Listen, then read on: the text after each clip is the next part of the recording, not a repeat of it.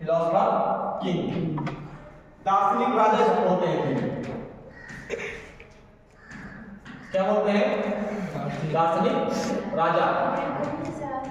इसकी विशेषता क्या है कि ये बहुत ज्यादा ज्ञानवान है। क्या है?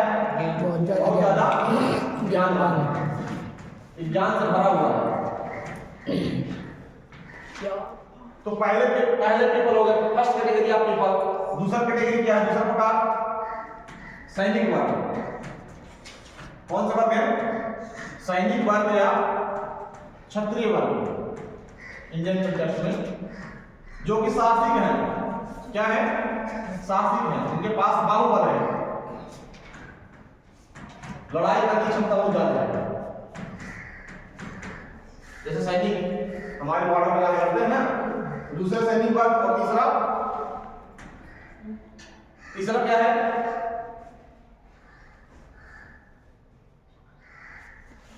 उत्पादक वर्ग। उत्पादक,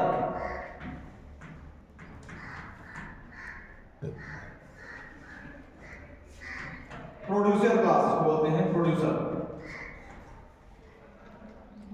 ये क्या होता है?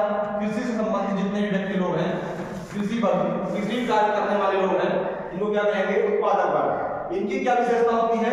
इनकी विशेषता है कि ये वासना, भूख और वासना, भूख और वासना से युक्त होते हैं।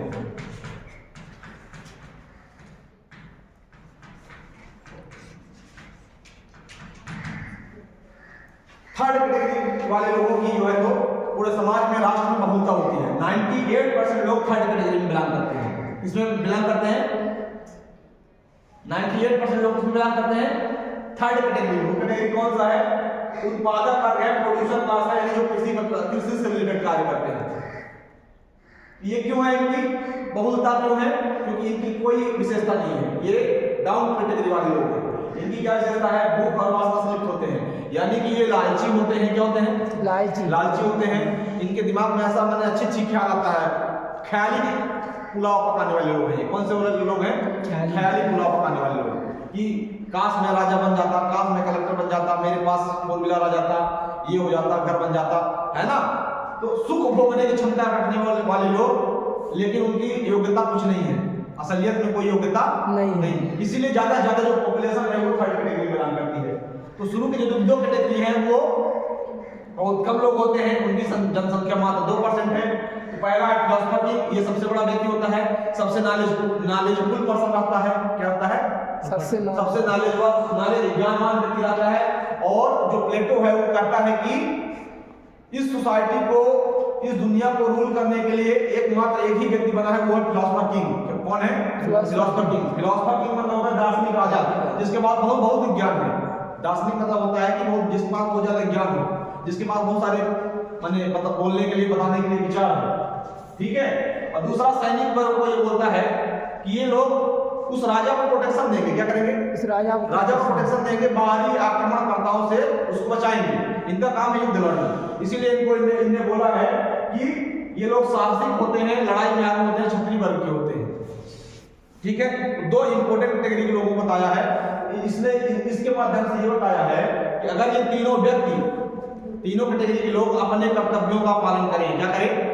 अपने कर्तव्यों का पालन करें, तो समाज में न्याय व्यवस्था स्थापित हो जाएगा। भाई राजा का काम क्या है? रूल करना, सभी को देखना, प्रजा को संभालना, उनकी आवश्यकताओं की पूर्ति करना।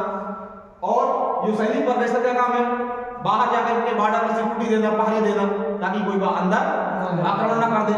और तीसरा वर्ग है कृषि वर्ग वाला, उत्पादक वर्ग। इनकी आवश्यकताओं की पूर्ति ही करना है। ऊपर के 2 वर्ग के लोग हैं, एक फिलोसफर किंग और एक सैनिक वर्ग। ठीक, मिलिट्री क्लास पीपल। तो इनका क्या काम है कि तीसरे कैटेगरी के लोगों को क्या करना है? उनकी इच्छाओं और उनकी वासनाओं और उनकी लालसाओं को पूर्ति करना। ठीक है। अगर ये 3 प्रकार के वर्ग के लोग अपने कर्तव्यों का पालन करते हैं तो न्याय स्थापित हो जाएगा। तो हम लोग न्याय पढ़ रहे हैं। क्या पढ़ रहे हैं? न्याय। ठीक है। तो न्याय हमने पहले परिभाषा दे दिया, और ये हमने बता दिया प्लेटो के बारे में। अरस्तु ने भी न्याय की परिभाषा दिया है। ठीक है। क्या किया है? न्याय तो मेरे पास दिया है। अरस्तु ये भी 2 प्रकार का न्याय बताता है। कितने प्रकार का न्याय बताता है? 2 प्रकार। 2 प्रकार का। पहला है वितरण न्याय। क्या है? वितरण न्याय, डिस्ट्रीब्यूटिव जस्टिस।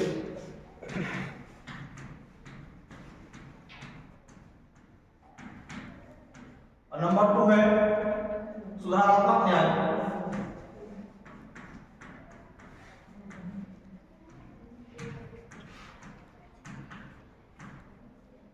क्या है? सुधारात्मक न्याय। तो वितरण न्याय को बोलते हैं डिस्ट्रीब्यूटिव जस्टिस और सुधारक न्याय को बोलते हैं करेक्टिव जस्टिस। माने समाज में अगर कोई गलती है तो उसको सुधार दिया जाए। ठीक है? तो पहले का अर्थ क्या है? डिस्ट्रीब्यूटिव जस्टिस का मतलब है कि समान लोगों के साथ समान व्यवहार करना। क्या करना? समान लोगों के समान लोगों के साथ समान व्यवहार करना और असमान लोगों के साथ असमान व्यवहार करना। क्या समझ में आया? नहीं आया समझ में? देखिए एग्जाम्पल लेते हैं।